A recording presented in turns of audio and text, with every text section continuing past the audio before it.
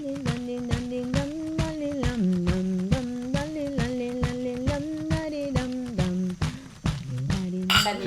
Cheers. Cheers. Cheers. Cheers. Cheers. For I'm Metro here. One. I'm here with my dear friends, some of my favorite people in the world, Paloma Teppa, Yair, and Amelie, the creators of Plant the Future. And you guys had your location in Wynwood for 10 years. 10 years. 10 years. 10 years on Northwest 2nd Avenue and The 25th Street. 25th Street. Yeah. And you guys became as recognizable as Zach the Baker, that we also helped bring to the neighborhood, and Panther Coffee, and many other brands that really represent the culture and what is unique and special about a place like Wynwood. We never thought that we will be able to be owners of a land, and you totally understand our needs and our soul, the soul of the company. We are in a Tequesta land. For me, it's so incredible and magical. I can even, you were understanding everything, what we were feeling and needing, and Metro One, we have all the experience, be renting, buying, and you were pushing us an artist. We never thought that we would be able to buy, so I can be more thankful from you and Metro One for all the help you provide us. Thank you so much for... It's our job and it's what we love, and we'd much rather do this than for a big, public company that there's no real soul connection, there's no human connection. So I think this is what people long for. They long for an experience. They long for people, proprietors like yourself, a family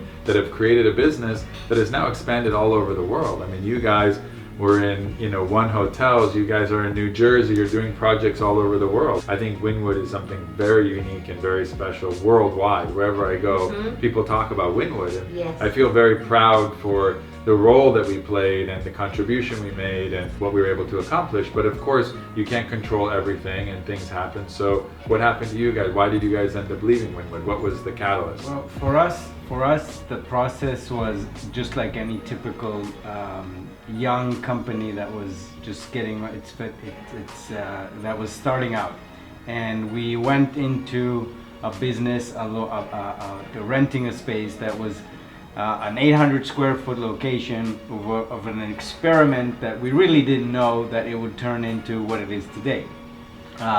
We knew that the art district was on its way to becoming what it is today. The Wynwood walls were not there at that time. As the neighborhood unfolded and as the talent came in, and as conscious developers such as all the people that were around us were starting to make the magic happen there, we obviously evolved as a company. We rode off the wave of the second Saturdays that were happening, and everything, all the momentum that was coming through, and that really for us was where we were born, where we were created, where our brand was known to the world.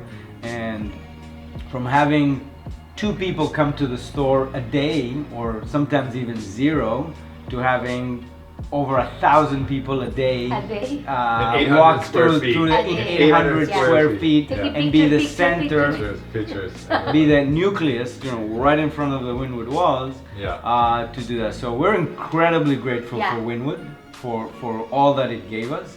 But we were losing also our client because the experience was too crowded for our client that wants to have a better experience, more bespoke, more more personalized, exactly. a little more calm. So that's why we realized that we need to move from, and we need more space to make the experience better.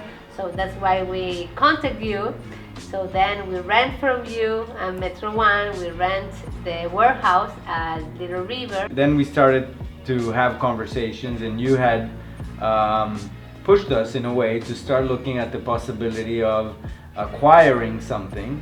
You were listening what our needs, and that's something that is so important. Also, I need to thank that to Metro One, because that's something that's very important, to listen to your client, and that's what we feel. We are in the dreamland with the river. This is perfect for our brand, and it's perfect. I would encourage other people, and I hope you inspire them, that they can make the investment and that there are opportunities for them, and maybe maybe there's alternative ways to finance it through investors or friends and family, or innovative financing structures, which we can help people do, if they want. So we're happy to help people do either way. But I always, in a rising community where real estate values are rising, because it's just about geography and location and proximity and public transportation. And people say, the properties are going out of control. Well, we don't have control over that. The properties go by